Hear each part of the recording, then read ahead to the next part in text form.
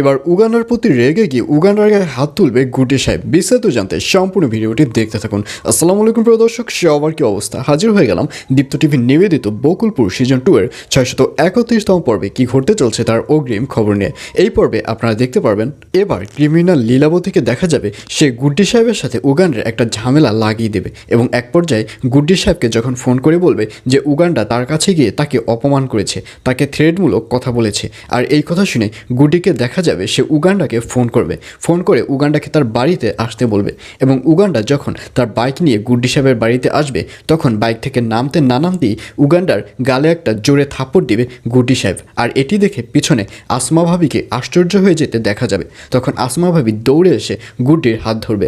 আসমা ভাবি বলবে, কি ব্যাপার, তুমি ওর গায়ে কেন হাত দিলা? আর এই কথা শুনে গুড্ডি সাহেব বলবে, ওর এত বড় সাহস, ও লীলাবতীকে গিয়ে থ্রেট করে, ওর এত বড় সাহস কীভাবে হলো? আর এই কথা শুনে উগান্ডা বলবে, আমি লীলাবতীকে গিয়ে থ্রেট করিনি, লীলাবতী যে কাজটি করেছে সেই কাজটি কেন করেছে আমি এটি জানতে চেয়েছি।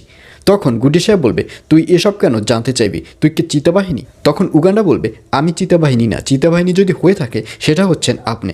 আর এইসব কথা শুনে গুড্ডি সাহেবকে দেখা যাবে সে আরও উগান্ডাকে মারতে চাইবে এবং এক পর্যায়ে আসমা ভাবি গুড্ডি সাহেবকে টেনে বাসার মধ্যে নিয়ে যাবে যাতে করে উগান্ডাকে আর মারতে না পারে।